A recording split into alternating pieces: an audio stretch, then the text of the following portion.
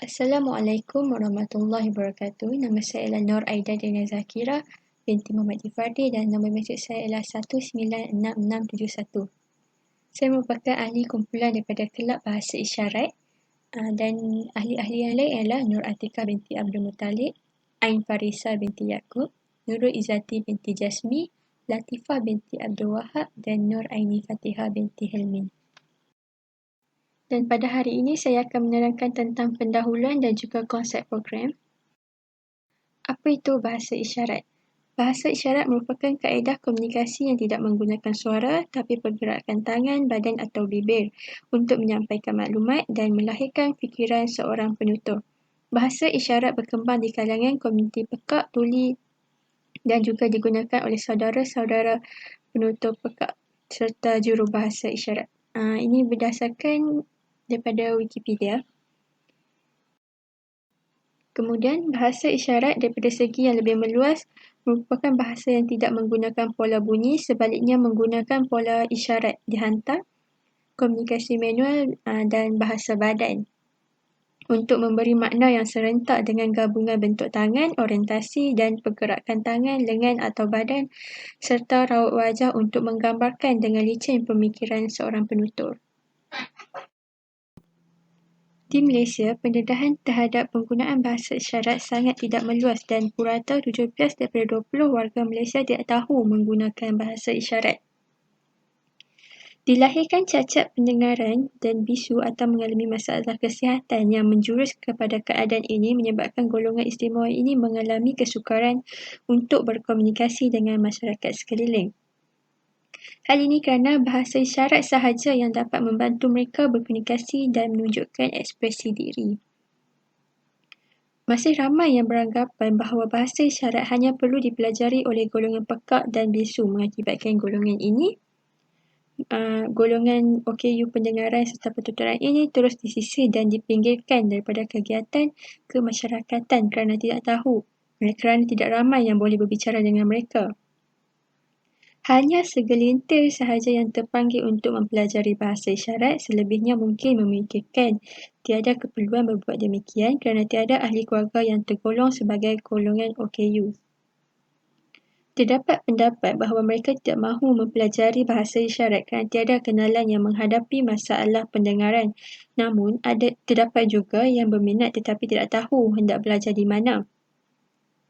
Berbanding golongan OKU cacat pendengaran dan bisu apabila kebanyakan mereka mendapat pendedahan di sekolah pendidikan khas serta institusi atau persatuan yang menyediakan kelas khusus untuk memudahkan mereka berinteraksi.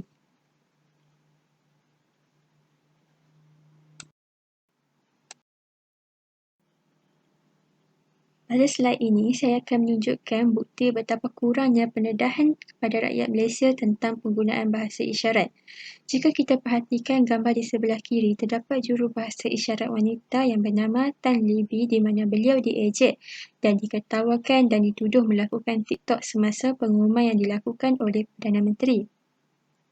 Terdapat juga yang men-screenshot mimik muka beliau yang dikatakan pelik.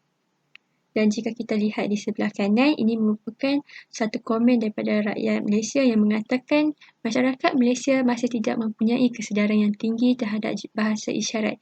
Sebab itulah juru bahasa isyarat diketawakan dan dipelekehkan kerana membuat mimik muka ketika isyarat.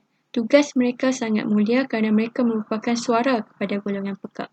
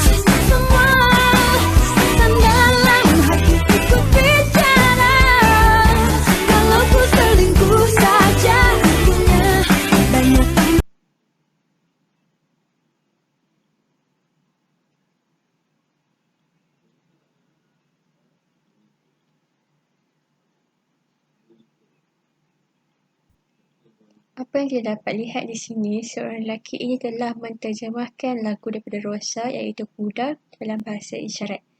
Dan kesannya, jika kita lihat di gambar sebelah kanan, apabila rakyat mereka telah mengetahui dan telah mengetahui bahawa bahasa isyarat ini bukanlah sesuatu yang sukar dan menunjukkan minat untuk mempelajari bahasa isyarat. Ini adalah contoh-contoh bahasa isyarat asas yang mungkin kita dapat praktikkan di kehidupan seharian kita. Jika kita sedia maklum, McDonald serta Grab telah mula untuk mengambil pekerja mereka daripada golongan OKU. Dan ini adalah peluang untuk kita menggunakan isyarat ini untuk berkomunikasi dengan mereka dan menunjukkan ekspresi diri. Bagi visi kelab kami ialah untuk melahirkan generasi yang berilmu dan berketerampilan dari segala aspek. Manakala misi yang pertama untuk kelab ini ialah untuk mendedahkan pelajar kepada budaya berbudi bahasa di samping melahirkan insan yang kreatif dan inovatif. Misi yang kedua ialah untuk mempereratkan jalinan dengan golongan OKU. Dan yang ketiga ialah untuk memperkasakan sekolah sebagai institusi unggul untuk melahirkan generasi yang cemerlang. Manakala moto untuk kelab ini ialah berilmu, beramal dan berwawasan. Seterusnya, ini adalah lagu kelab kami.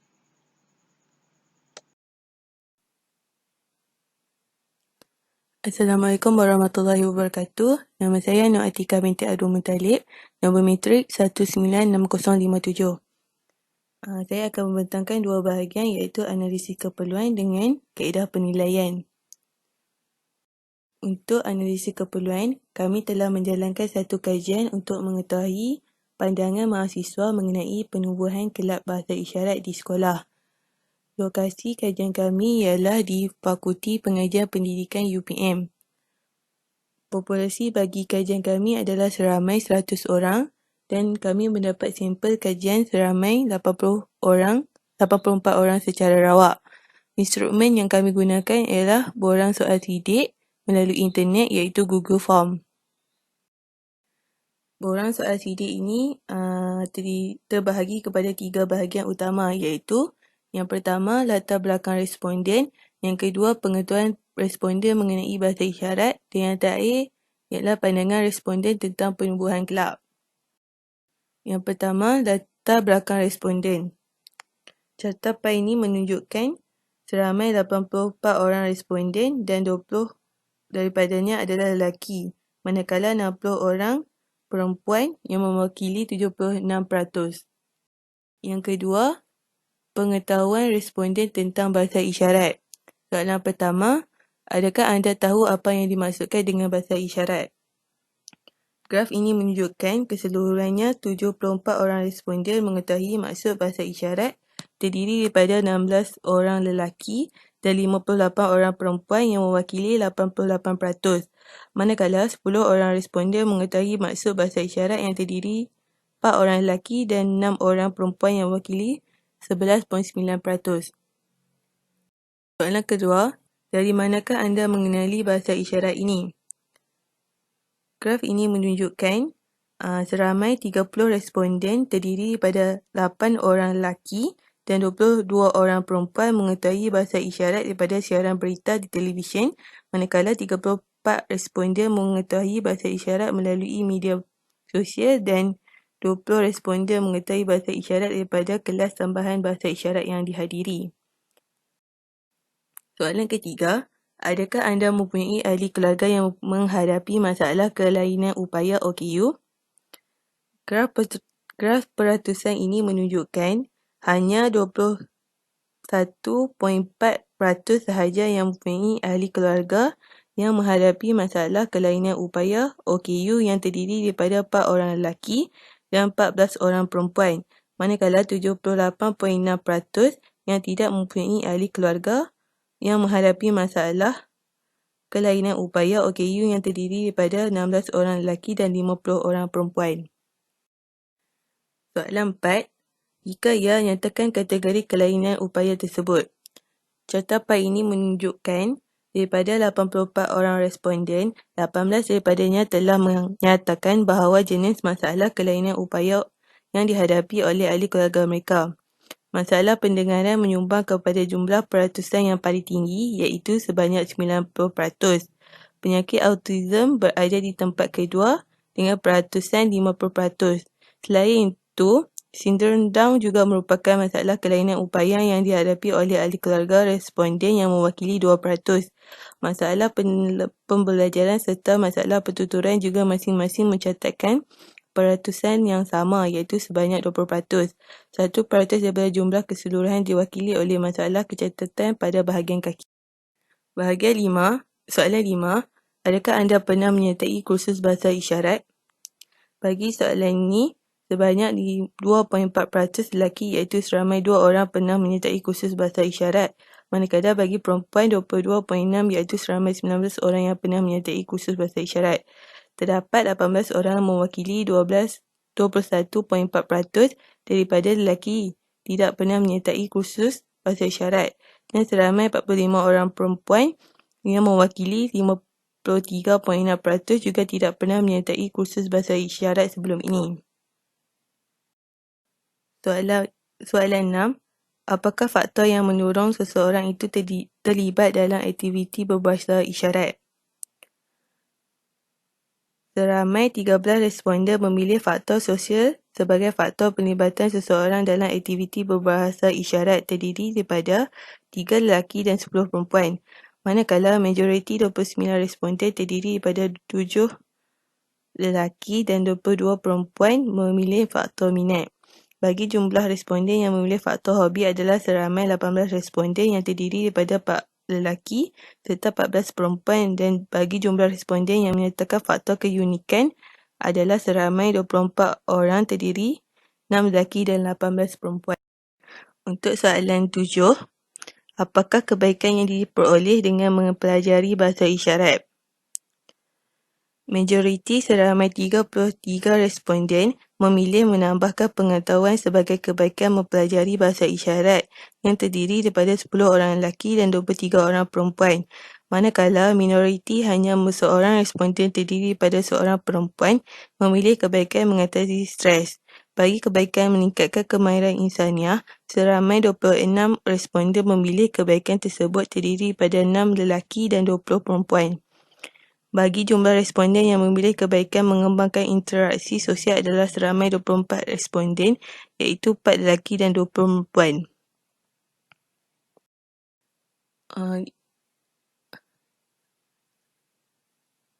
Seterusnya bahagian terakhir, pandangan responden tentang penubuhan kelab.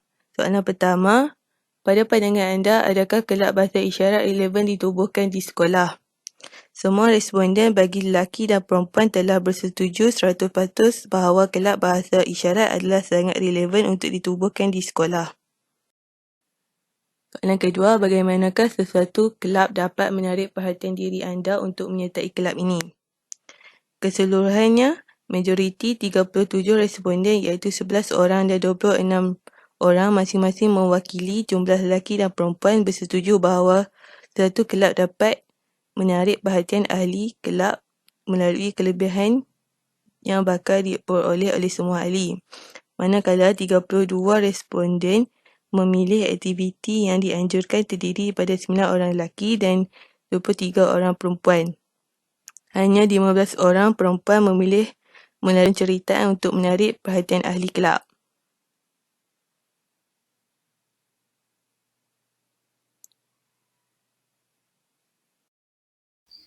Saya akan terangkan bahagian pernyataan falsafah. Pesan Luqman Al-Hakim, wahai anakku, janganlah engkau menghantarkan orang yang tidak cerdik sebagai utusan. Maka, bila tidak ada orang yang cerdik, sebaiknya dirimulah sahaja yang layak menjadi utusan. Dekat sini nak cakap, kita sebagai cikgu tak perlulah tolak-tolak orang untuk bagi idea untuk penubuhan kelab, tapi kita sendiri sepatutnya mempunyai kesedaran untuk menubuhkan satu kelab yang baru yang boleh memberikan manfaat kepada semua jenis golongan pelajar.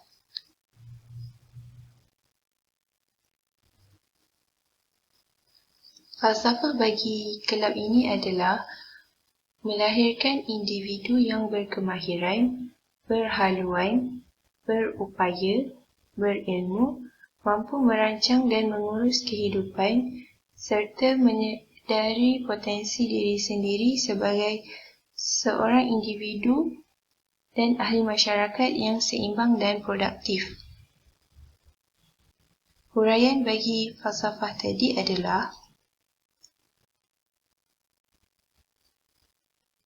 individu yang mempunyai kesedaran, semangat, kesetiaan, aspirasi dan nilai yang tinggi dapat dihasilkan agar dapat bersatu dan membentuk perpaduan di kalangan masyarakat majmuk.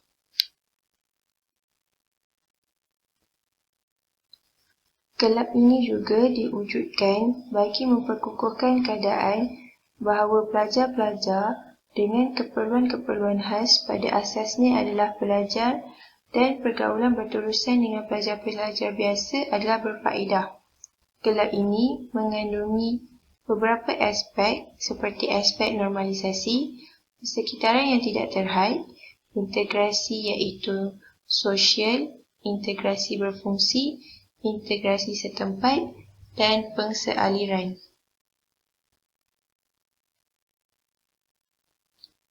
Ia juga adalah bertujuan untuk menghasilkan sumber tenaga manusia untuk pembangunan ekonomi negara yang mana dapat bekerjasama dengan orang ataupun golongan kelainan upaya dalam menghasilkan sebarang produk ataupun perkhidmatan keluaran tempatan. Pernyataan falsafah ini juga adalah merujuk kepada segala program yang dirancang dan dibentuk adalah berdasarkan kepada kebolehan kefungsian dan bukan terhad kepada kategori labeling. Hal ini adalah kerana kita mestilah lihat seseorang itu berdasarkan kepada kebolehan dia dalam melakukan sesuatu, bukannya daripada segi fizikal dia. Falsafah ini juga menekankan bahawa pendidikan bagi semua iaitu education for all.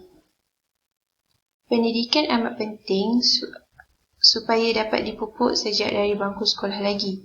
Hal ini adalah bertujuan kerana untuk memperkenalkan kepada pelajar dengan lebih awal tentang pendedahan bahasa isyarat bagi membolehkan mereka berkomunikasi dengan rakan-rakan yang pelbagai kategori di sekeliling mereka.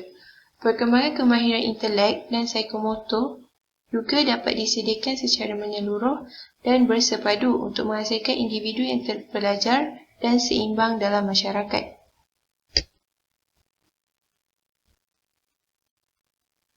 Peluang-peluang pendidikan juga dapat diseimbangkan dalam kebanyakan aspek bagi golongan pelajar kelainan upaya seperti aspek keuangan, bakar khidmat sokongan khas, pembangunan dan lain-lain.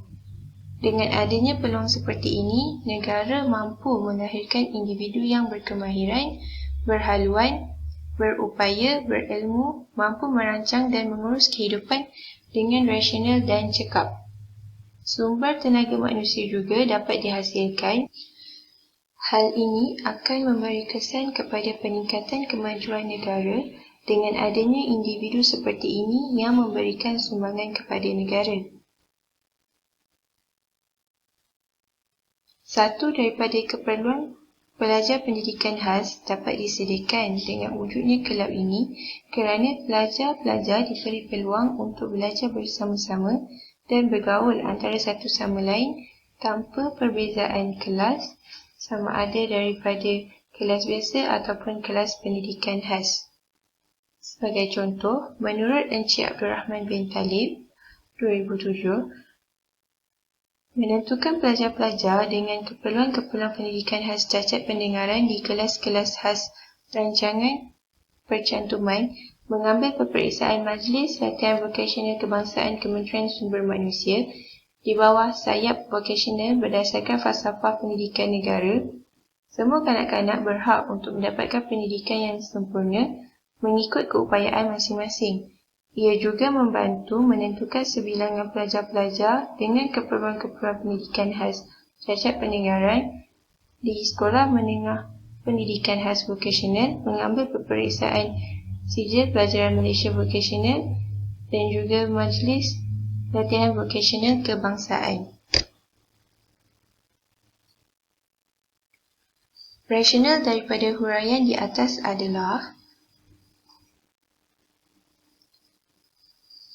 tujuan penubuhan kelab ini adalah untuk menyediakan peluang yang sama kepada semua pelajar sekolah untuk mempelajari bahasa isyarat yang tidak diajar dalam kurikulum pelajar kelas biasa. Mengapa?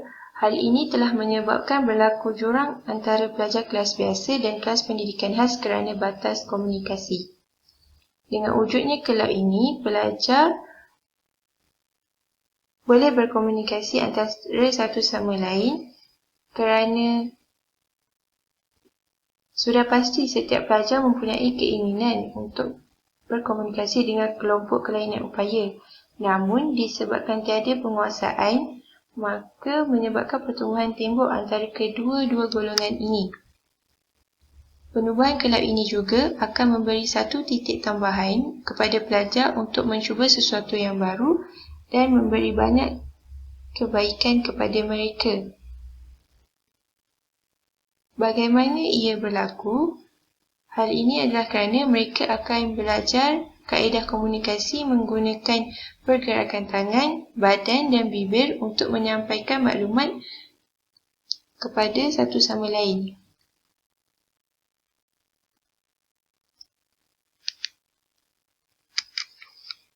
Kepentingan penubuhan kelab ini adalah bertujuan untuk membolehkan pelajar bergaul antara satu sama lain dan membina keharmonian dalam sekolah. Ia juga dapat mengubah sikap negatif seperti takut dan memulihkan perasaan yakin diri dalam kalangan pelajar khas untuk berbual dengan pelajar biasa. Ia juga dapat mengeratkan hubungan mereka dengan masyarakat supaya masyarakat boleh menerima mereka dan mengelakkan mereka berasa tersisih. Kelab ini juga akan menyediakan pelbagai program menarik secara individu dan berkumpulan yang akan menambah pelbagai ilmu pengetahuan baru kepada setiap pelajar yang mengikutinya.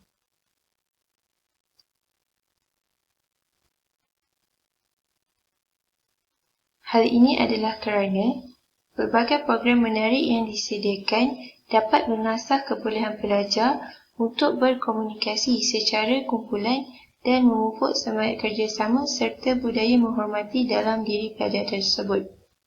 Hal ini secara tidak langsung, sekolah dapat melahirkan pelajar yang mengamalkan nilai-nilai murni dan memberi sumbangan kepada negara pada masa hadapan.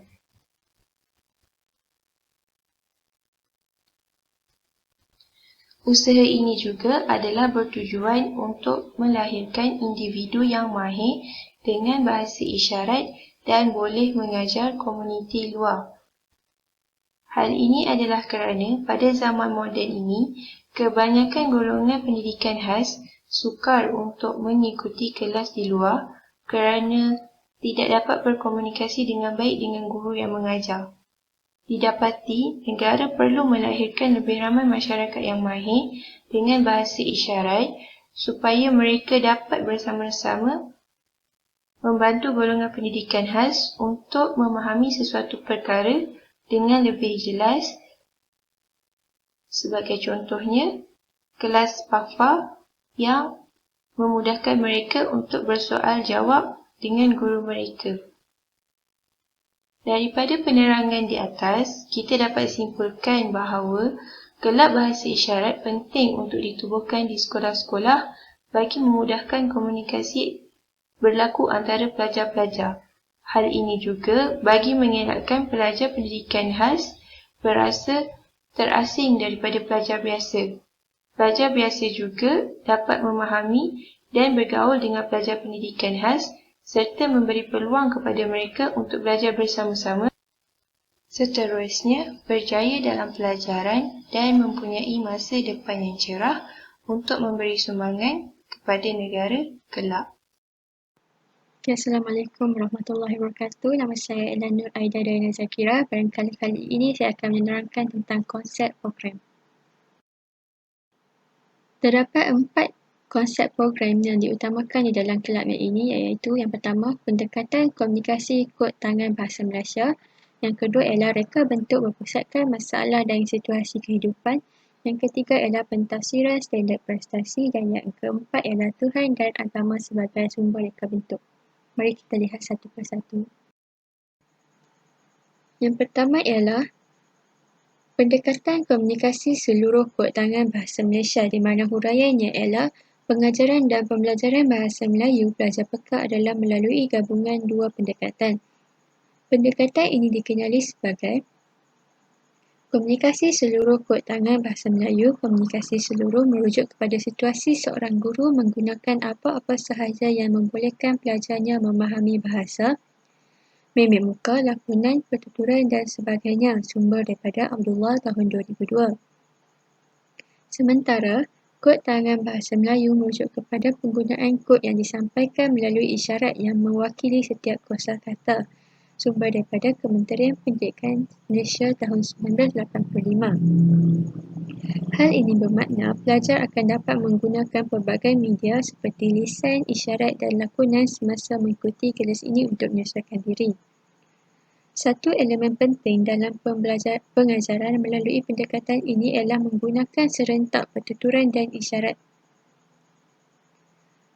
Rasionalnya pendekatan ini adalah untuk berlaku adil kepada pelajar pekat yang terdiri daripada pelbagai kategori kepekakan. Melalui pendekatan ini, pelajar dapat bergaul dengan pelajar yang mempunyai masalah pendengaran dan merapatkan jurang yang ada. Istimewanya pendekatan ini ialah pelajar berpeluang mendengar pertuturan serta melihat isyarat yang disampaikan oleh guru.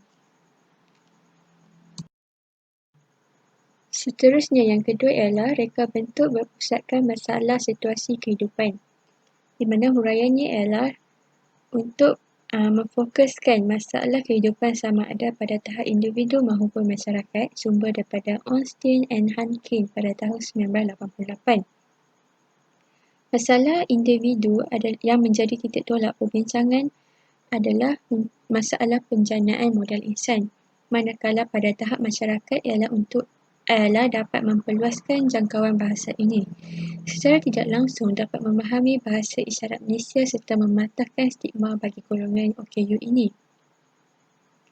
Jenis reka bentuk situasi kehidupan pula dipilih dengan tujuan untuk memberikan pembelajaran yang bermakna, yang mana pembelajaran ini dapat diaplikasikan ke dalam kehidupan sebenar individu, terutamanya bagi yang mempunyai ahli keluarga yang OKU. Di samping itu, pembentukan kepribadian modal insan yang menyeluruh daripada aspek rohani, intelek, emosi dan jasmani melalui pendekatan ilmu bahasa isyarat ini serta menambahkan pengalaman dan teman baru. Rasionalnya konsep ini ialah dipilih untuk menjurus kepada penyelesaian masalah sama ada pada tahap individu maupun masyarakat. Masalah ini perlu diselesaikan kerana golongan OKU, cacat pendengaran dan pertuturan juga memerlukan interaksi sesama masyarakat. Dengan wujudnya pemahaman antara masyarakat, proses itu dapat berjalan dengan baik. Justeru dengan mewujudkan program ini kepada masyarakat, terutamanya kepada golongan pelajar dan akan melebarkan lagi kepada masyarakat yang lain. Malah, komunikasi dua hala bersama golongan ini penting supaya tidak timbulnya diskriminasi khususnya di kawasan sekolah.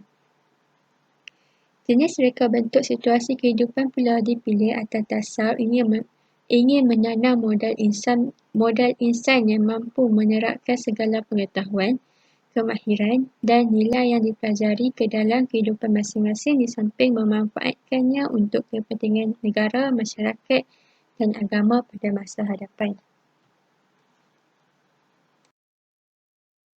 Yang ketiga ialah pentafsiran standard prestasi, di mana huraiannya ialah digunakan untuk melihat kemajuan dan perkembangan pelajar dalam pembelajaran serta prestasi seorang pelajar. Pentafsiran rujukan standard merupakan satu proses untuk mendapatkan maklumat tentang sejauh mana pelajar faham, tahu dan boleh buat apa atau telah menguasai apa yang dipelajari berdasarkan penyataan standard yang ditetapkan. Guru boleh membuat pertimbangan profesional untuk menentukan tahap penguasaan pelajar berdasarkan pengalaman bersama pelajar. Pentafsiran yang dibuat seharusnya mengintegrasikan kandungan, kemahiran dan nilai untuk melihat sejauh mana pelajar menguasai standard kandungan tertentu secara holistik. Rasionalnya konsep ini ialah untuk menilai hasil kegiatan pelajar merupakan salah satu yang sangat penting dalam proses pembelajaran. Dengan melakukan proses penilaian, guru akan dapat mengetahui sebesar mana keberhasilan pelajar telah menguasai prestasi yang diajar oleh guru. Perkembangan pelajar dilaporkan dengan menerangkan tentang kemajuan dan pertumbuhan pelajar dalam pembelajaran.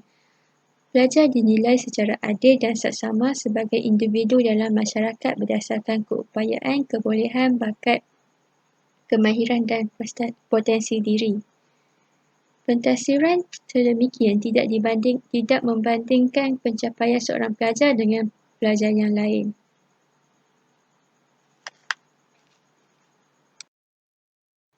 Dan yang terakhir ialah Tuhan dan agama sebagai sumber reka bentuk, di mana huraiannya ialah masyarakat normal perlulah merayan golongan OKU sama seperti melayan orang yang sempurna.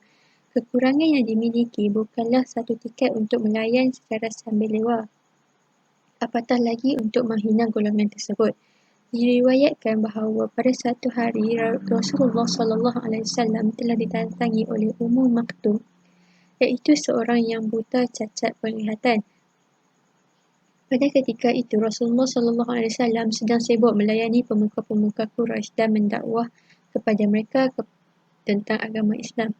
Melihat kehadiran Ummu, baginda telah memalingkan muka baginda daripada beliau kerana ingin menumpukan perhatian kepada pemuka-pemuka Quraisy tadi. Dengan kejadian itu, Allah telah mewahyukan ayat 1 hingga 11 surah Abasa yang bermaksud, ia memasangkan muka dan memaling kerana ia didatangi oleh orang buta. Dan apa jalannya engkau telah mengetahui tujuan wahai Rasulullah, barangkali ia mahu membersihkan hatinya dengan pelajaran agama yang didapati daripadamu, ataupun ia mahu mendapatkan peringatan supaya peringatan itu memberi manfaat kepadanya. Adapun orang yang merasa keadaannya sudah cukup, tidak berhajat lagi kepada ajaran Al-Quran, maka engkau bersungguh-sungguh melayaninya. Padahal engkau tidak bersalah jika ia tidak mahu membersihkan dirinya daripada keingkaran. Adapun seorang yang segera datang kepadamu dengan perasaan takutnya melanggar perintah-perintah Allah, maka engkau melengah-lengahkan melayaninya. Janganlah melakukannya lagi seperti yang sedemikian. Sebenarnya ayat-ayat Al-Quran adalah pengajaran dan peringatan yang secukupnya. Diriwayatkan bahawa setelah turunnya ayat-ayat itu, Rasulullah SAW telah mengalihkan perhatiannya kepada umum. Peristiwa ini menunjukkan bahawa walaupun seseorang itu ada catatan tertentu, maka haruslah melayaninya seperti orang lain. Oleh itu, sebagai masyarakat yang akan sentiasa berdepan dengan golongan OKU, pendekatan ini dapat membuka ruang bagi pelajar serta peserta untuk mengetahui tata cara kehidupan yang digariskan oleh agama. Dengan ilmu agama yang diperolehi, diharapkan dapat meningkatkan kepercayaan dalam diri individu sekaligus menterjemahkan kepercayaan itu kepada amalan yang berterusan. Rasionalnya, konsep ini adalah Tuhan dan agama dipilih sebagai sumber rujukan kerana sumber ini adalah sumber yang tidak mampu disangkalkan lagi oleh manusia, malah telah terbukti kebenarannya melalui kajian dan merupakan sumber yang sah. Jadi menggunakan sumber ini adalah satu tindakan yang tepat dan perlu dijadikan panduan bersama sebagai pembangunan masyarakat yang berkualiti. Sekian, terima kasih. Nama saya Latifah binti Abdul Wahab. Nombor matriku saya ialah 197-098. Saya akan membentangkan tentang matlamat dan objektif-objektif untuk penubuhan kelab ini. Okey, saya mulakan dengan matlamat penubuhan kelab bahasa isyarat ini adalah untuk melahirkan generasi pelajar yang dapat mengembangkan potensi khususnya dalam kemahiran mempelajari bahasa isyarat untuk diaplikasikan dalam kehidupan seharian. Perkembangan ini meliputi aspek jasmani, emosi, rohani dan intelek bagi melahirkan insan yang seimbang, harmonis dan berakhlak mulia. Keupayaan dan bakat ini boleh dikembangkan melalui interaksi dengan persekitaran dan pendidikan yang berkualiti. Ini bermaksud pendidikan memainkan peranan utama dalam memperkembangkan potensi pelajar. Setiap pelajar berpotensi untuk memperkembangkan potensi masing-masing yang mana ia perlu dirancang dan dilaksanakan dengan teratur dan bersungguh-sungguh. Seterusnya, pelajar dapat mengembangkan potensi dalam kemahiran mempelajari bahasa isyarat yang mana dalam kelab ini ia melibatkan pelajar biasa dan pelajar berpendidikan khas. Dari situ, mereka saling mempraktikkan sesama sendiri dalam berkomunikasi secara bukan lisan. Hal ini boleh diaplikasikan dalam kehidupan seharian mereka bagi yang berpendidikan khas. Namun bagi pelajar biasa pula, mereka menggunakan ilmu tersebut untuk masa sekarang dan juga untuk masa hadapan mereka. Selaras dengan pernyataan falsafah pendidikan kebangsaan, iaitu memperkembangkan potensi individu yang meliputi aspek jasmani, emosi, rohani dan intelek bagi melahirkan insan yang seimbang, harmonis dan berakhlak mulia. Seterusnya, terdapat 5 objektif dalam penubuhan kelab ini. Yang pertama adalah dapat meningkatkan pengetahuan dan kemahiran berkomunikasi dalam bahasa isyarat dalam kalangan pelajar. Yang kedua adalah pendarahan asas terhadap semua pelajar kepada bahasa isyarat dan kaedah berkomunikasi dengan pelajar berpendidikan khas. Yang ketiga adalah mengadakan aktiviti-aktiviti ke arah mengangkat tahap pengetahuan dan penguasaan bahasa isyarat dalam kalangan pelajar. Yang keempat adalah menggunakan kemahiran berbahasa untuk berkomunikasi, berinteraksi dan bersosial dengan menepati tata susila masyarakat majmuk. Yang terakhir adalah mengamalkan nilai perpaduan, hormat menghormati antara satu sama lain dan empati melalui aktiviti yang dijalankan. Okey, saya akan menerangkan satu persatu. Yang pertama adalah untuk meningkatkan pengetahuan dan kemahiran berkomunikasi dalam bahasa isyarat dalam kalangan pelajar. Pelajar biasa didedahkan dengan bahasa baharu, iaitu mempelajari bahasa isyarat yang mana ia bukan sahaja boleh dipelajari untuk pelajar yang berpendidikan khas sahaja. Oleh itu, pelajar dapat menambahkan pengetahuan dari segi meningkatnya ilmu dalam berbahasa isyarat, yang mana tidak semua orang memperolehi ilmu ini jika tidak berusaha untuk mendapatkannya. Kemudian, pelajar juga dapat manfaat melalui pembelajaran bahasa isyarat, iaitu dapat kemahiran berkomunikasi dalam bahasa isyarat. Seperti yang diketahui ramai, cara golongan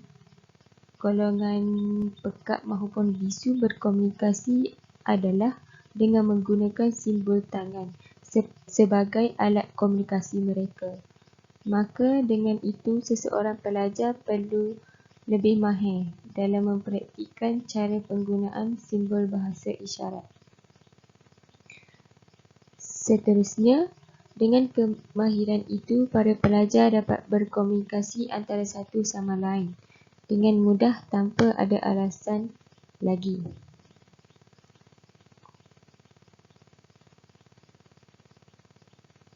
Hal ini secara tidak langsung boleh mengeratkan hubungan silaturahim dalam kalangan pelajar di sekolah. Seterusnya adalah pendedahan asas terhadap semua pelajar kepada bahasa isyarat dan kaedah berkomunikasi dengan pelajar yang berpendidikan khas. Memberi pengenalan yang utama dalam mempelajari bahasa isyarat yang paling asas kepada semua pelajar. Hal ini menunjukkan sekurang-kurangnya pelajar yang lain juga boleh menambahkan pengetahuan dan pengalaman dalam merasakan cara berkomunikasi dengan bahasa isyarat. Seterusnya, mereka dapat satu kaedah kemahiran komunikasi yang mana semua orang belum tentu dapat menguasai kemahiran tersebut. Oleh itu, tujuan kelab ini diperkenalkan adalah untuk menggesa pelajar menyertai segala aktiviti yang dijalankan sepanjang kelab ini ditubuhkan. Bagi menguasai kaedah berkomunikasi ini, tidak terlalu mudah jika kita tidak melakukan latihan berulang kali. Seterusnya, pelajar boleh mewujudkan hubungan yang positif dalam kalangan pelajar. Yang ketiga adalah mengadakan aktiviti-aktiviti ke arah mengangkat tahap pengetahuan dan penguasaan bahasa isyarat dalam kalangan pelajar. Dalam kelab ini, guru pembimbing perlu berfikir secara kritis dan kreatif dalam menyediakan aktiviti-aktiviti yang menarik bagi menarik lagi minat pelajar dalam mempelajari bahasa isyarat ini. Contohnya, melakukan kaedah pembelajaran dengan cara bercerita untuk mengelakkan kebosanan dan menarik minat pelajar dalam mempelajari bahasa isyarat itu. Dalam mempelajari bahasa isyarat ini, ia bukan sahaja belajar secara teori sahaja, malah ia perlu dipraktikkan dengan menggunakan kemahiran menggunakan simbol tangan sebagai alat komunikasi dalam bahasa isyarat. Oleh itu, pelajar perlu berusaha dengan lebih keras lagi dengan sentiasa mempraktikkan dalam belajar kemahiran berbahasa isyarat ini. Dengan melakukan aktiviti seperti ini, maka secara tidak langsung tahap pengetahuan pelajar dalam mempelajari bahasa isyarat ini akan meningkat. Namun, ilmu ini bukan sahaja boleh diamalkan di dalam sekolah sahaja, malah boleh diaplikasikan di luar sekolah. Hal ini para pelajar boleh berkomunikasi dengan orang awam untuk mengeratkan lagi silaturahim antara satu sama lain. Okey, seterusnya adalah menggunakan kemahiran berbahasa untuk berkomunikasi, berinteraksi dan bersosial dengan menepati tata susila masyarakat majmuk. Hasil yang diperolehi daripada kemahiran berbahasa ini, pelajar dapat berkomunikasi, berinteraksi dan bersosial bersama masyarakat. Di zaman yang serba canggih ini, yang mana penuh dengan persaingan ini, para pelajar perlu dilengkapi dengan pelbagai kemahiran. Bukan sahaja perlu cemerlang akademik, malah pelajar juga perlu mahir untuk berkomunikasi dengan dunia luar. Apabila pelajar mahir dalam mengaplikasikan simbol tangan dalam bahasa isyarat ini, maka secara tidak langsung, pelajar tidak perlu berasa kekok lagi untuk berkomunikasi antara satu sama lain. Hal ini boleh mengeratkan hubungan silaturahim sesama pelajar di sekolah maupun masyarakat luar. Seterusnya, mereka dapat bersosial dalam menjalinkan hubungan yang harmonis dan dapat mengekalkan perpaduan antara pelajar dan masyarakat. Maka dengan itu, tercapailah objektif penubuhan kelab bahasa isyarat ini dalam menggunakan kemahiran berbahasa ini untuk berkomunikasi, berinteraksi dan bersosial antara pelajar dan masyarakat. Okey, seterusnya adalah mengamalkan nilai perpaduan, hormat menghormati antara satu sama lain dan empati melalui aktiviti yang dijalankan. Pertama, sekolah dan pendidikan memainkan peranan yang sangat penting dalam pembinaan dan pembentukan warga negara dan rakyat yang bersatu padu.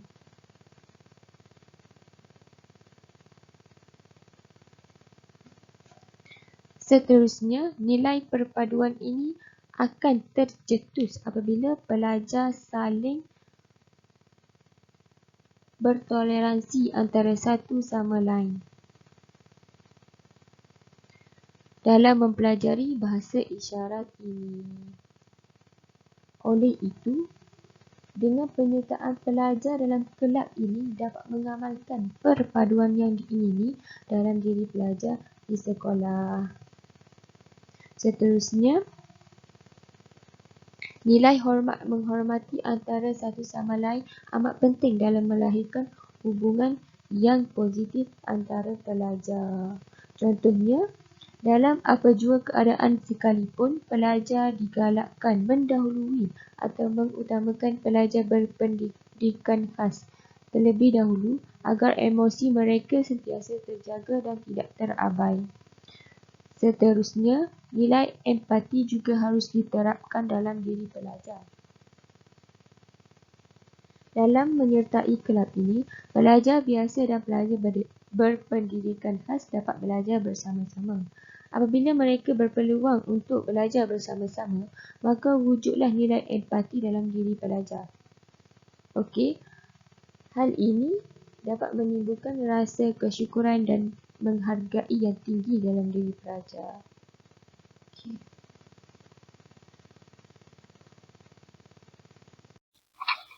Seterusnya, saya akan menerangkan pengalaman pembelajaran kelab bahasa isyarat. Bab kata Maya Angelou, try to be a rainbow in someone's cloud. Jadinya, kita sepatutnya menyedari tentang tugasan kita untuk memainkan peranan dalam membantu golongan kelainan upaya supaya dapat berkomunikasi dengan golongan yang biasa.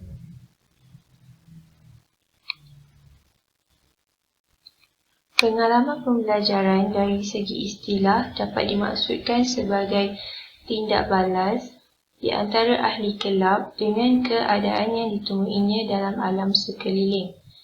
Pengalaman pembelajaran berlaku melalui perubahan dalam tingkah laku ahli kelab yang memerlukan penglibatan ahli kelab yang aktif. Walaupun luaran ahli kelab nampak sama, tapi pengalaman yang diperolehi oleh setiap ahli kelab adalah berbeza mengikut kepada minat dan latar belakang ahli kelab itu sendiri. Setelah para pelajar mengikuti satu kelab di sekolah, pasti terdapat perbezaan perolehan input dalam kalangan pelajar. Hal ini adalah kerana terdapat pelajar yang lebih komited untuk belajar, memahami dan mempraktikkan ilmu tersebut di luar, dan terdapat juga pelajar yang hanya sekadar mengikuti kelab tanpa ingin benar-benar mendalami apa yang dipelajarinya. Namun, sebagai guru, kita hendaklah sentiasa berkomitmen dalam memberi pengalaman pembelajaran secara bersungguh-sungguh kepada semua pelajar secara adil agar mereka memperoleh input yang optimum. Bagi memenuhi objektif dan matlamat kelab serta membuktikan penyataan falsafah yang digenggam, pengalaman pembelajaran telah dibahagikan kepada dua aspek penting, iaitu isi kandungan serta aktiviti pengajaran dan pembelajaran. Dalam aspek isi kandungan, terdapat 3 bahagian penting, iaitu pengetahuan, kemahiran dan nilai.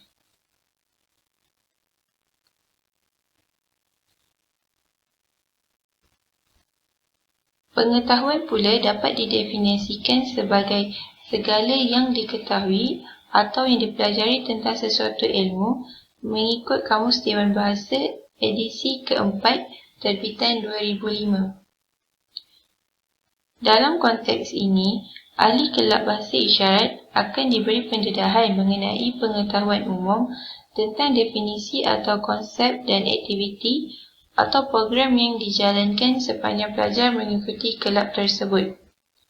Perkara ini merupakan peringkat paling asas yang perlu diberi perhatian setiap ahli supaya mereka dapat memahami apa yang bakal mereka peroleh semasa proses pembelajaran berlangsung melalui perjumpaan kelab yang dijalankan. Hal ini juga untuk membolehkan mereka menyerap ilmu dan aktiviti yang diberikan dan mengaplikasikannya di luar kelab. Kefahaman dan kelancaran ahli kelab dapat ditingkatkan dengan melaksanakan beberapa kemahiran supaya pengalaman pembelajaran menjadi lebih mudah diingati dan bermakna. Kemahiran pula bermaksud kecekapan dan kepandaian melakukan sesuatu mengikut Kamus Pelajar Bahasa Melayu edisi kedua terbitan 2008. Hal ini adalah kerana bahagian kemahiran yang dijalankan mestilah selaras dengan pelaksanaan aktiviti-aktiviti yang telah dirancang untuk dijalankan dalam kelab, sama ada secara individu maupun berkumpulan, dan sama ada di dalam kelas ataupun di luar kelas, seperti bersama-sama dengan komuniti. Seterusnya, nilai dapat didefinisikan sebagai satu standard dan prinsip dalam mempertimbangkan sesuatu benda, situasi dan manusia. Umumnya, nilai bertindak sebagai kayu pengukur untuk membantu individu dalam mengawal perlakuan masing-masing. Bahagian ini dapat diperoleh melalui gabungan aspek pengetahuan dan aspek kemahiran. Setiap ahli kelab dapat mempelajari pelbagai nilai sama ada secara sedar ataupun tidak sedar melalui pengalaman pembelajaran yang dilaksanakan. Aspek nilai amatlah penting untuk ditekankan dalam kelab bahasa isyarat untuk melahirkan individu yang menghormati dan boleh berkomunikasi secara lancar dengan golongan pendidikan khas, tidak kira bersama rakan sebaya atau komuniti luar. Hal ini perlu dijadikan contoh kepada orang lain supaya golongan pendidikan khas tidak berasa tersisih dalam masyarakat. Aktiviti kemahiran dan pembelajaran pula adalah merujuk kepada aktiviti yang perlu dilaksanakan bagi memenuhi objektif dan matlamat kelab yang telah dibuat. Ia merupakan salah satu aspek wajib untuk memenuhi kesemua aspek dalam isi kandungan. Aktiviti ini adalah merangkumi kesemua teori dan praktikal.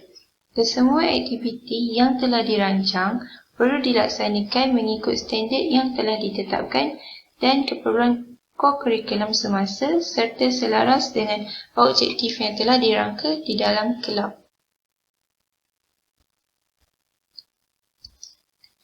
Kesemua aktiviti yang dijalankan adalah sepatutnya mempunyai keistimewaan dan kelebihan masing-masing.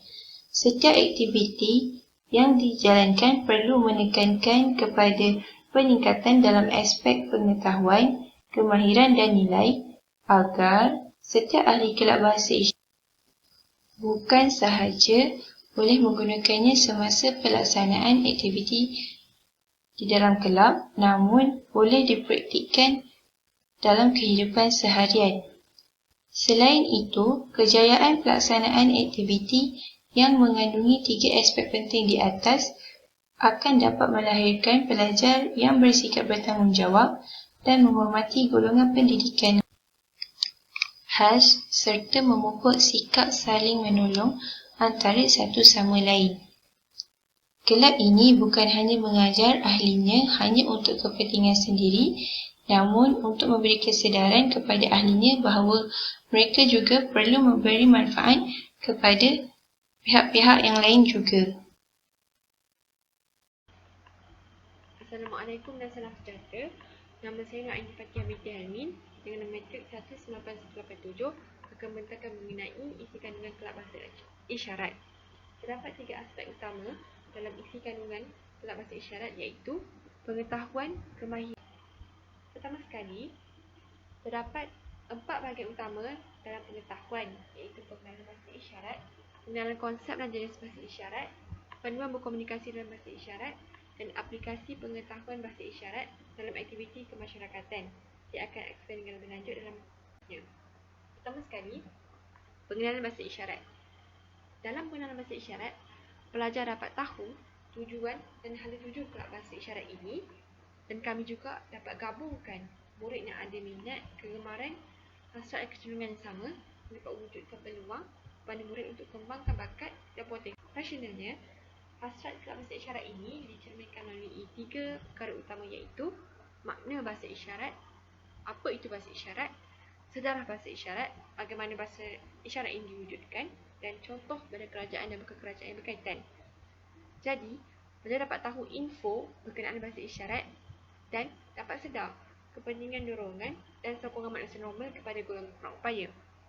Seterusnya, fungsi pada kerajaan dan bukan kerajaan yang berkaitan penting supaya pelajar rasa yakin untuk sertai kelab ini dan jadikan mereka sebagai idola untuk buatkan pelajar semangat untuk dilibatkan dalam aktiviti yang tidak terhad kepada peringkat sekolah. Yang kedua dalam pengetahuan adalah pengenalan konsep dan jenis bahasa isyarat. Teori kelab bahasa isyarat penting supaya pelajar dapat faham dan jelas satu perkara dan nilai fenomena seteramalan yang berlaku dalam bahasa isyarat. Kerana konsep ini merupakan asas dasar yang penting untuk bantu pelajar faham cara atau proses suatu perkara yang berlaku khusus dalam bahasa isyarat.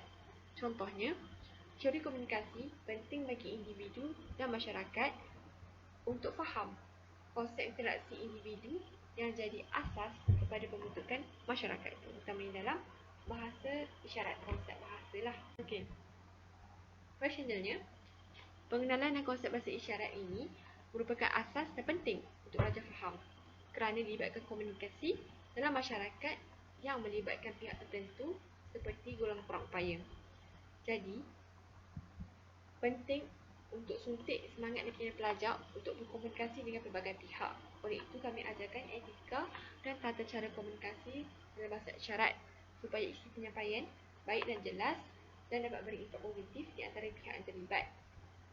Tips cara perkara itu dielakkan serta etika komunikasi dalam bahasa isyarat diedahkan kepada pelajar untuk mewujudkan komunikasi berkesan, untuk elakkan perselisihan faham dan dapat bantu antara satu sama lain untuk yang berlaku.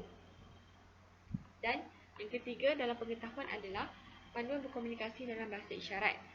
Bahasa isyarat merupakan satu bentuk komunikasi yang digunakan oleh komuniti pekak, komuniti mempunyai masalah yang bertutur, yang tidak boleh mempelajari bahasa melalui pertuturan dan dia tidak boleh mendengar.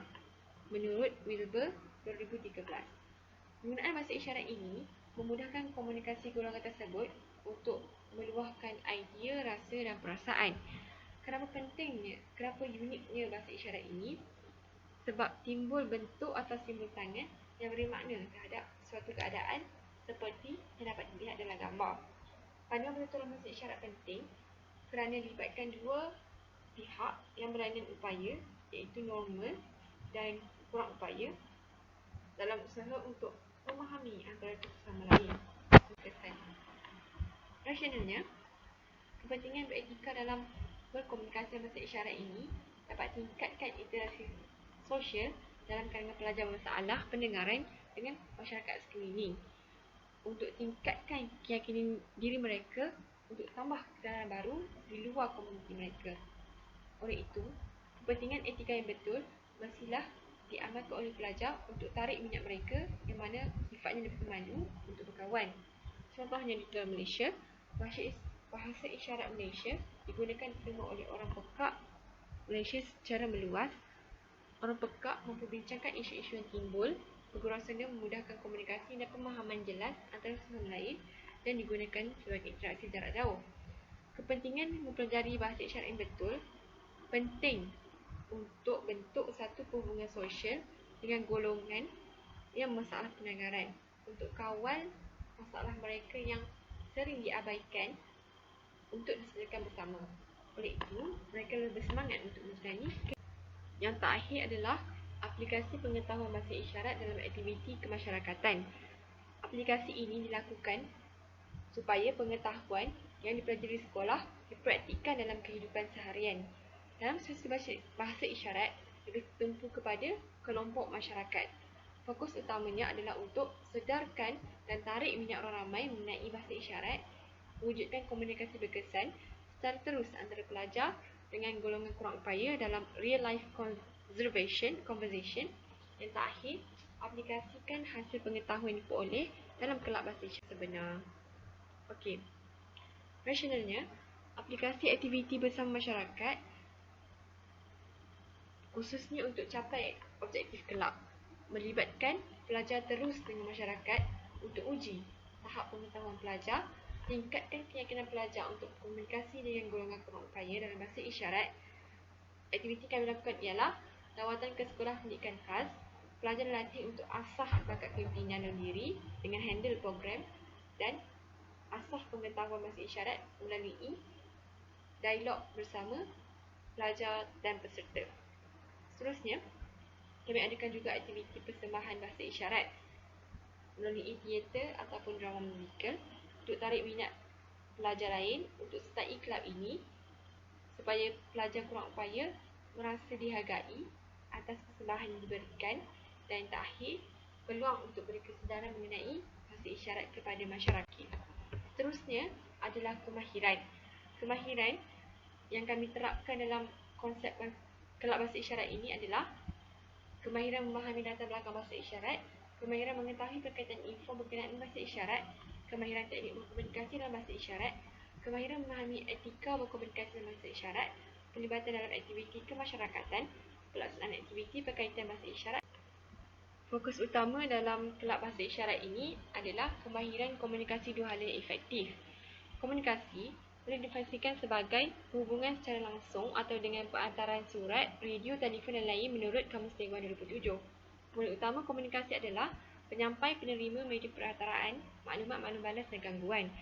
Komunikasi berkesan adalah komunikasi yang dapat sampaikan maklumat dengan jelas daripada penyampai kepada penerima dalam usaha untuk capai matlamat organisasi. Jadi, proses dua hala penting untuk melalui penghantaran mesej yang betul diterima dan difahami oleh orang lain.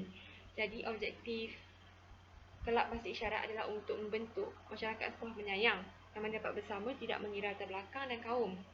Melalui aktiviti bersama guru pembimbing dan rakan-rakan, melalui perjumpaan kelab, sesi pengenalan kelab dan aktiviti kelab bahasa isyarat yang mana dapat bantu pelajar untuk bentuk kemahiran komunikasi dengan yakin. Rasionalnya, kemahiran komunikasi penting untuk dibentuk dari pelajar.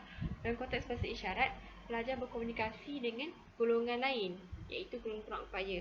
Jadi, pelajar mestilah lebih yakin dan positif untuk bagi impak yang baik kepada golongan yang lebih konservatif sifatnya, iaitu golongan kurang upaya, dan pelajar dilatih untuk berani berbicara di khalayak umum untuk sampaikan maklumat dan menarik minat masyarakat, terutamanya warga sekolah untuk mempelajari syarat.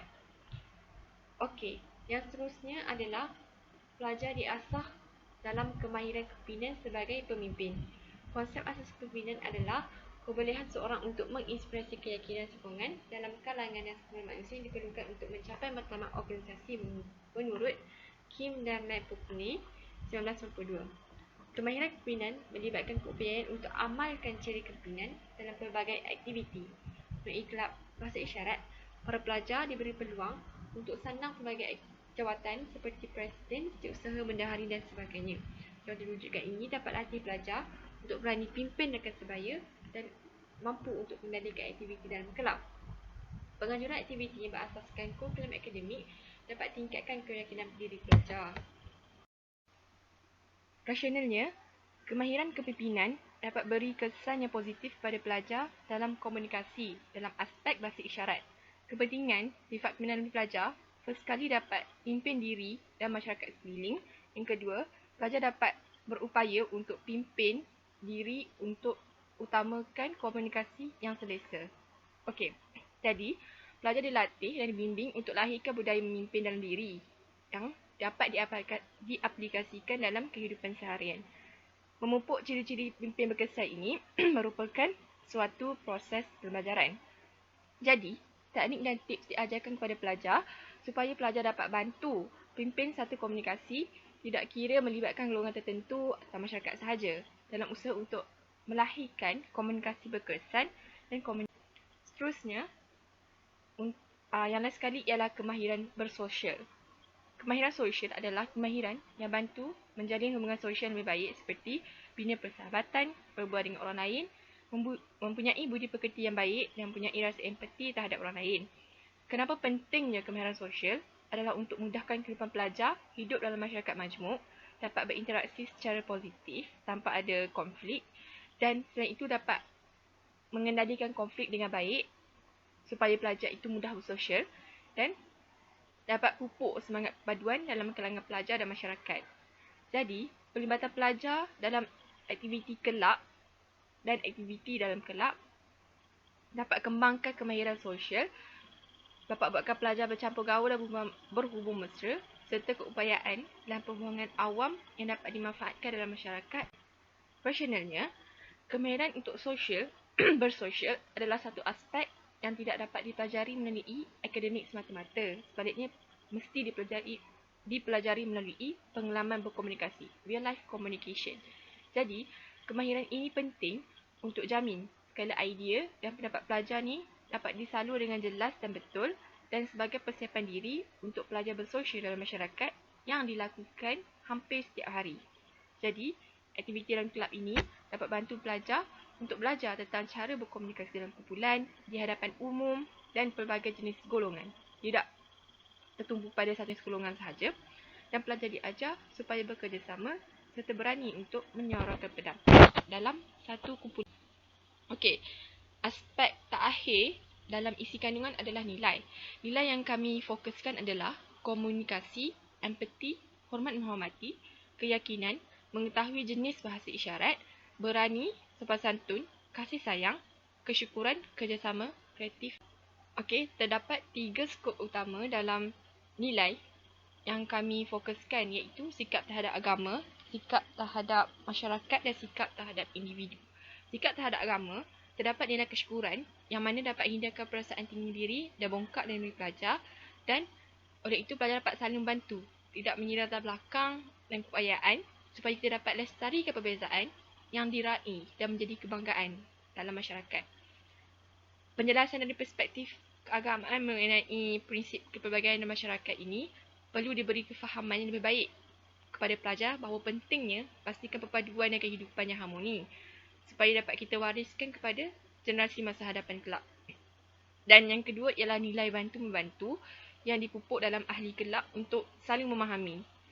Kerana agama wajibkan dan menjadi tanggungjawab setiap penganutnya untuk bantu dan ringankan beban apabila ada di antara individu yang ditimpa musibah serta kesulitan. Jadi, apa rasionalnya? Apabila pelajar ada rasa bersyukur yang untuk dalam agama, dapat menzahirkan rasa penghargaan atas suatu nikmat yang mereka dapat. Jadi, pelajar dapat manifestasi sikap rendah diri dan latihan jauhkan diri daripada sifat sombong yang mana merupakan benteng bersifat negatif yang lain. Dan pelajar juga diingatkan supaya bersyukur untuk ingatkan diri serta orang sekelilingnya untuk buat baik sama insan. Jadi, galakkan kami berikan kepada pelajar melalui anjuran program amal yang membabitkan pelbagai lapisan masyarakat. Oleh itu, kelab menganjurkan aktiviti kemasyarakatan dapat kembalikan pelajar kepada tujuan agama supaya sentiasa saling bantu-membantu dan pupuk sifat mahmudah yang lain. Yang kedua adalah sikap terhadap masyarakat. Aktiviti dalam kelab bahasa isyarat ini umumnya berlatar belakangkan kemasyarakatan. Jadi, nilai hormat menghormati kami pupuk dalam diri pelajar melalui komunikasi langsung antara pelajar dengan guru pembimbing serta ahli kelab yang lain dalam menjalankan aktiviti bersama. Dan yang kedua ialah nilai kerjasama. Ahli kelab yang pelbagai darjah dan kelas berkumpul dalam satu kelab dalam satu masa yang sama untuk jayakan aktiviti kelab sama-sama, iaitu pada masa kokurikulum.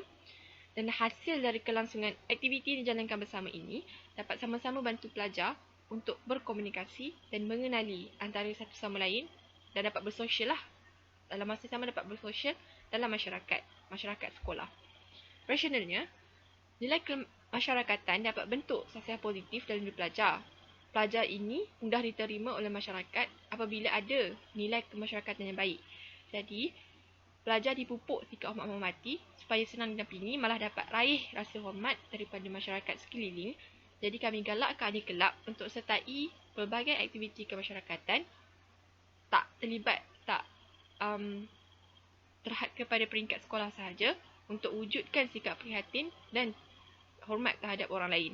Contohnya, kami galakkan pelajar untuk sertai program bersama dengan golongan kurang upaya untuk wujudkan perasaan penerimaan antara satu sama lain, bentuk sikap hormat menghormati dalam kalangan masyarakat kita.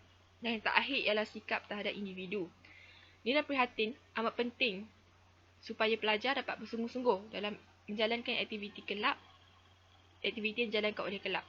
Sikap prihatin dapat buatkan pelajar hendak menyelami mengenai bahasa yang guna pakai oleh golongan kurang upaya sebab ada keinginan untuk belajar, dan dapat pupuk nilai budi bahasa tidak mengira usia dan latar belakang.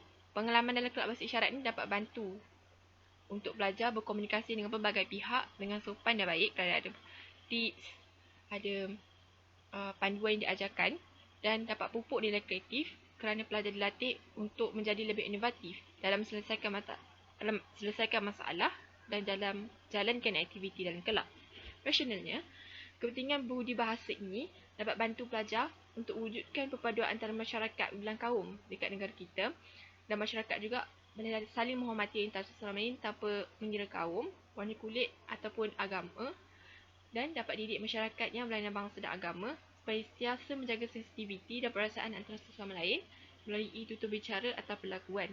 Dan nilai kreatif pelajar dapat bantu mereka untuk hadapi realiti dunia sebenar, dan pelajar didik berusaha untuk berfikir secara kritis dalam pelbagai keadaan dan membolehkan mereka untuk sesuaikan diri dalam apa jua situasi untuk menghadapi segala cabaran dan rintangan dengan mudah dalam dunia sebenar pada masa hadapan kelak. Sekian, terima kasih. Seterusnya, saya Ain Farisa binti Yaakob akan membentangkan dua bahagian, iaitu aktiviti pengajaran dan pembelajaran dan juga organisasi pengalaman pembelajaran. Kelab bahasa isyarat akan menjalankan 8 aktiviti keseluruhannya. Aktiviti pertama yang akan dijalankan oleh kelab bahasa isyarat ialah ice breaking, di mana ahli kelab akan diberikan pendedahan mengenai pengenalan bahasa isyarat itu sendiri. Selain itu, sesi pengorganisasian juga akan dijalankan untuk memilih ahli jawatan kuasa tertinggi yang akan memimpin dan menggerakkan kelab ini. Bukan itu sahaja, sesi pengenalan ini akan diselitkan dengan tayangan video ringkas tentang bahasa isyarat dan aktiviti yang bakal menyusul. Rasionalnya, sesebuah organisasi memerlukan komunikasi yang sempurna antara ahli.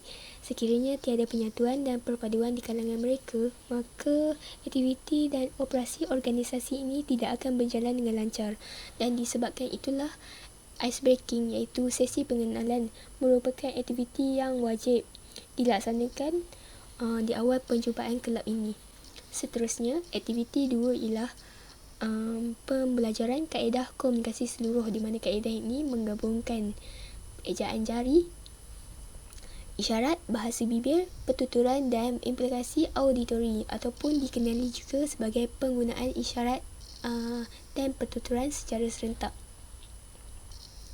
Kaedah ini dikenali dengan total communication. Bagi pelajar normal yang tidak mempunyai masalah pendengaran, mereka akan didedahkan dengan menggunakan aplikasi belajar mudah alih bahasa isyarat pertama di Malaysia, iaitu MyBeam. yang telah dilancarkan oleh Persekutuan Orang Perak Malaysia. Dalam sesi minggu kali ini juga, semua pelajar Kelab Bahasa Isyarat akan didedahkan dengan kod tangan bahasa isyarat KTBM kerana ianya sebenarnya berkait rapat dengan prinsip komunikasi seluruh ini. Rasionalnya, penggunaan pendekatan ini adalah untuk memberi keadilan kepada pelajar pekak yang terdiri daripada pelbagai kategori kepekakan. Istimewanya pendekatan ini, pelajar berpeluang untuk mendengar pertuturan serta isyarat yang disampaikan oleh guru secara serentak. Impaknya sebenarnya pelajar dapat mengecam dan memahami setiap perkataan pertuturan dengan jelas untuk difahami semasa berinteraksi di antara satu sama lain.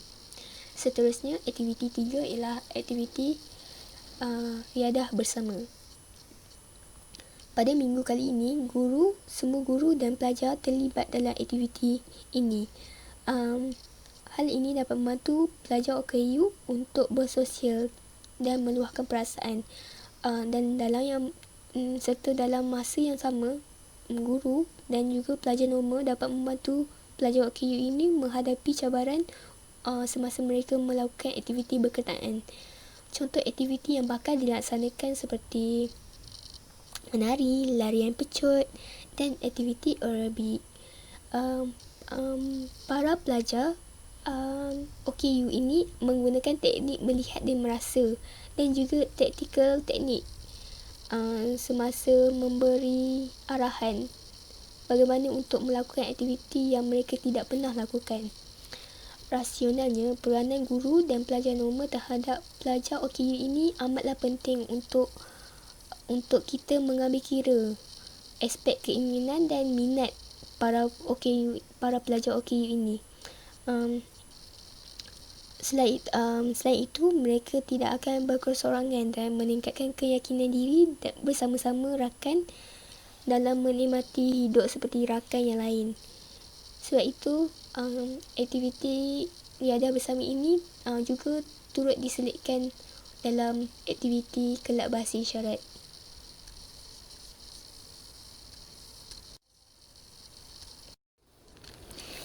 Aktiviti keempat ialah lecture auditory verbal, di mana kaedah ini mengajar pelajar bermasalah pendengaran menggunakan alat bantu dengar ataupun kita panggil implan cochlear untuk mereka mempelajari bahasa pertuturan.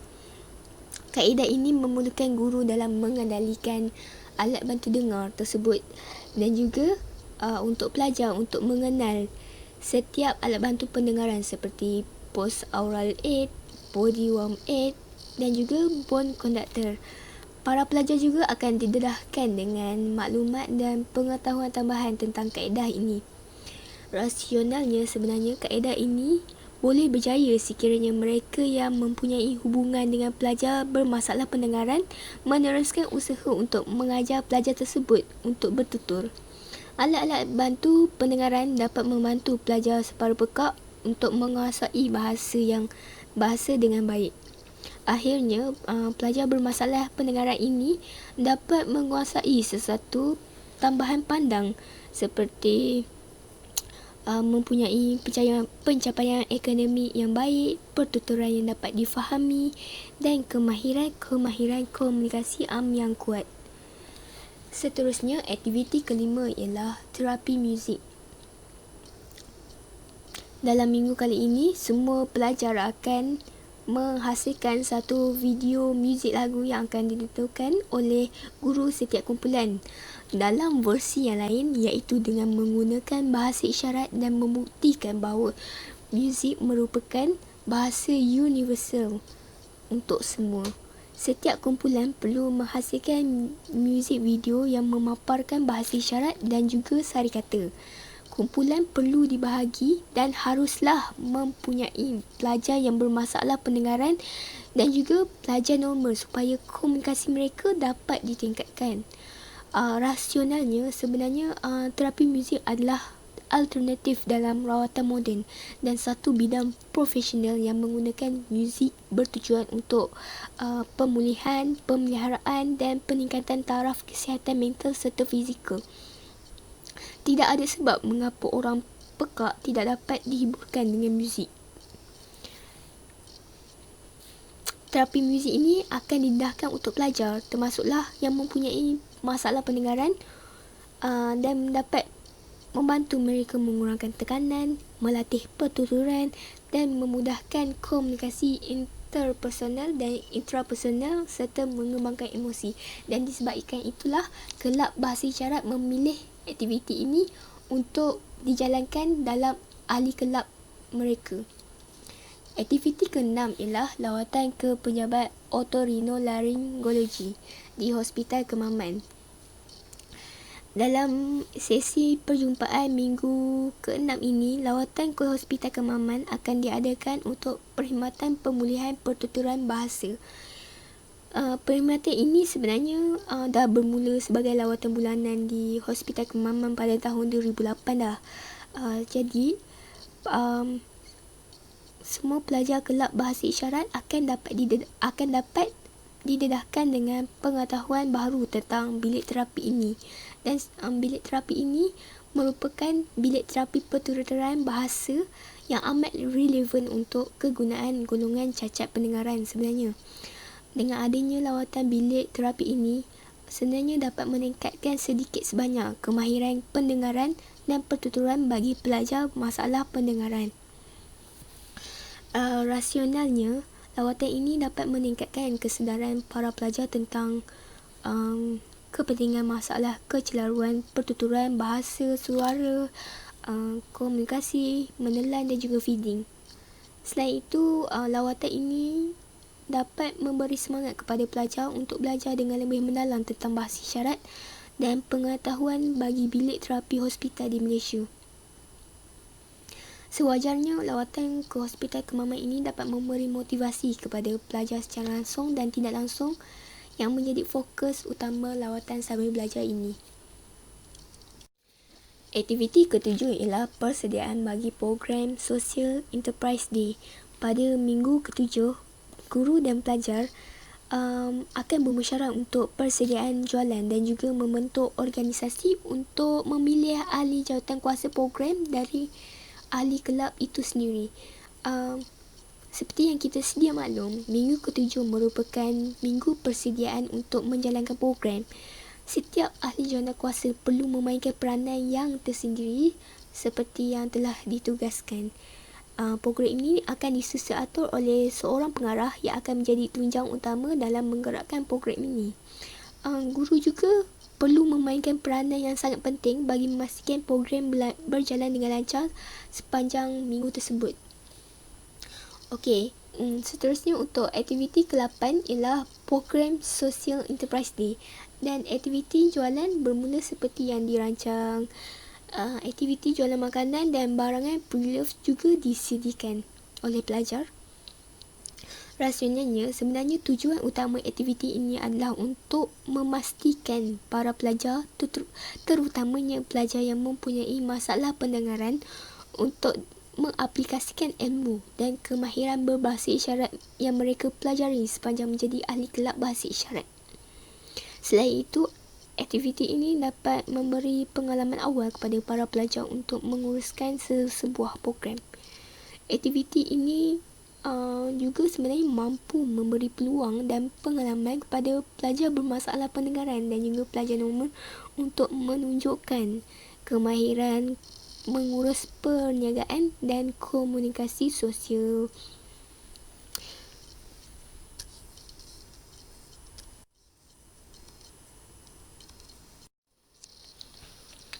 Seterusnya, organisasi pengalaman pembelajaran. Pada minggu 1, ahli kelab akan diberi pendedahan mengenai pengenalan kelab bahasa isyarat seperti definisi bahasa isyarat, tujuan berkemahiran bahasa isyarat, kelab bahasa isyarat yang tertubuh di Malaysia. Pada sesi pengenalan kali ini, sesi tayangan video ringkas juga akan ditayangkan dan juga aktiviti pelantikan ahli kelab jawatankuasa yang akan mengendalikan kelab ini sepanjang sesi 2020. Seterusnya, pada minggu kedua iaitu kaedah komunikasi seluruh, pelajar akan didedahkan dengan teori KTBM dan juga penggunaan media untuk pelajar bagi pelbagai darjah pendengaran. Guru juga menggunakan pelbagai media semasa pengajaran. Seterusnya, pada minggu ketiga, riadah bersama akan dijalankan. Riadah bersama ini menggunakan teknik melihat dan merasa, kerana aktiviti yang akan dijalankan iaitu menari larian pecut. Pada minggu keempat pula, lektor auditori verbal.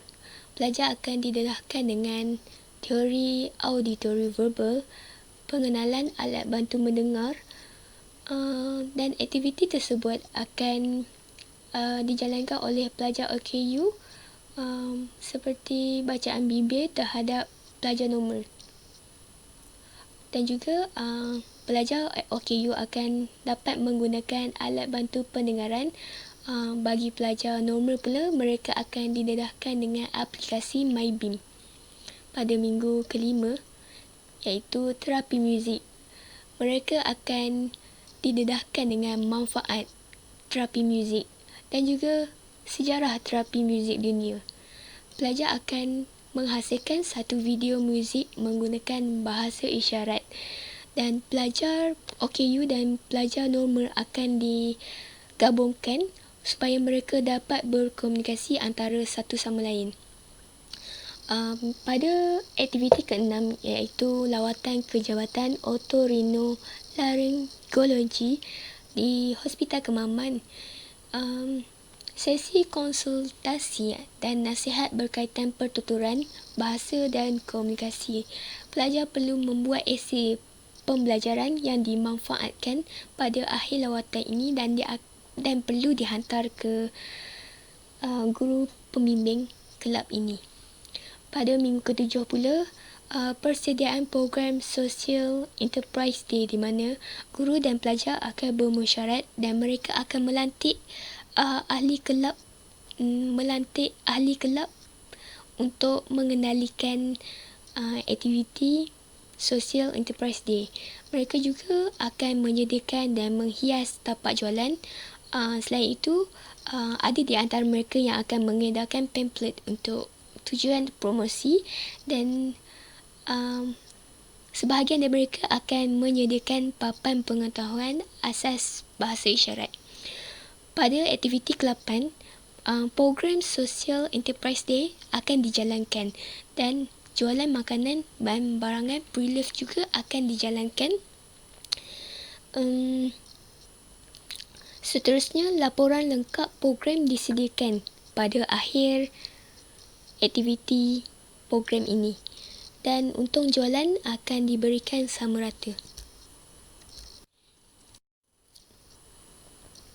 Dalam proses pengorganisasian pengalaman pembelajaran, aspek dimensi kurikulum perlu diambil kira iaitu dari segi skop, penyepaduan, urutan dan keseimbangan. Aspek skop dapat dilihat melalui isi kandungan dalam proses pengajaran dan pembelajaran itu sendiri, di mana ahli kelab akan ditekankan pengajaran dan pembelajaran secara teori dan praktikal yang melibatkan pelbagai aktiviti mingguan yang menjurus kepada konsep kelab bahasa isyarat untuk mengenali lebih mendalam dan meluas tentang bahasa tersebut. Segala proses pengajaran dan pembelajaran, juga pengalaman pembelajaran yang berlaku adalah tidak terhad kepada apa yang diterangkan secara teori sahaja. Seterusnya iaitu aspek penyepaduan. Dalam menyepadukan isi kandungan kemahiran berbahasa isyarat, aktiviti pengalaman pembelajaran disusun melalui penglibatan para pelajar dengan warga sekolah.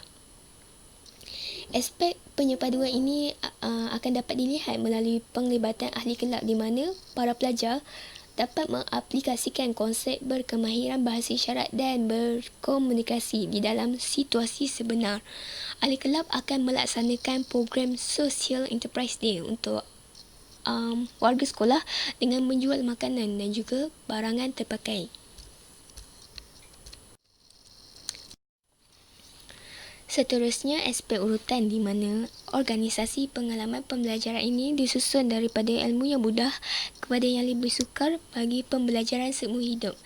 Kita dapat melihat aspek ini pada minggu keempat di mana ahli kelab akan diberikan pendedahan pengetahuan terlebih dahulu iaitu teori auditory verbal. Barulah mereka dapat mencuba sesuatu yang baru. Pelajar OKU akan mencuba alat bantu pendengaran, manakala pelajar normal akan didedahkan dengan aplikasi MyBeam.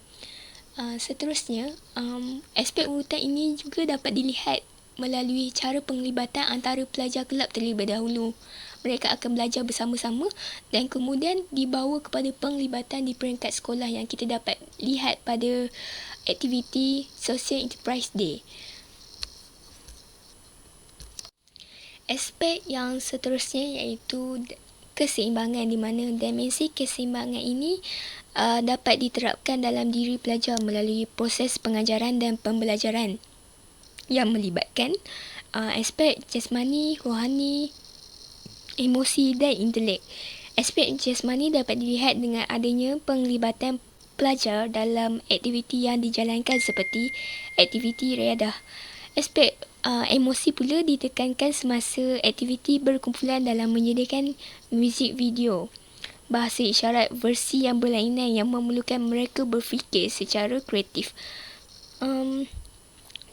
Aspek intelek juga diuji melalui aktiviti perkumpulan yang memerlukan pelajar berdiskusi tentang teori aplikasi bahasa isyarat iaitu MyBeam.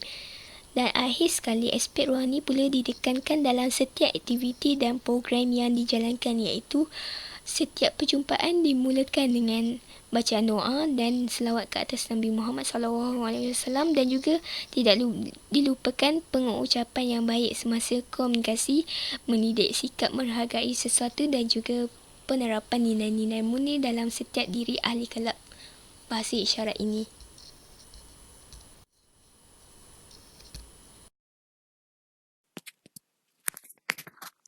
Seterusnya yang terakhir adalah kaedah penilaian.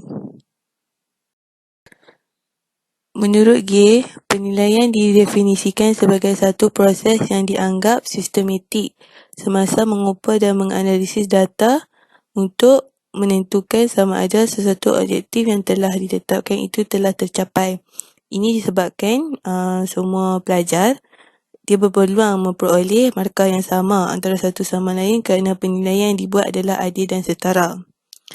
Penilaian ini mampu merangsang minda pelajar untuk bergiat aktif dalam aktiviti yang dianjurkan oleh kelab bahasa isyarat ini.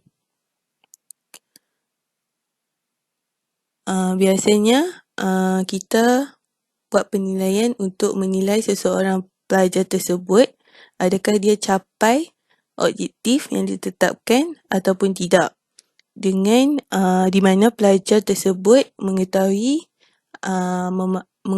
asas-asas bahasa isyarat apabila kelab ini ditubuhkan.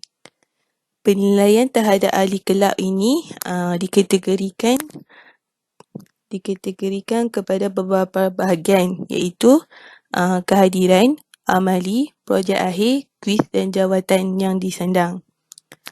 Untuk kehadiran ini dia bertujuan untuk menggalakkan ahli kelab supaya dia sentiasa menyertai setiap perjumpaan dan peka terhadap perkembangan kelab bahasa isyarat ini.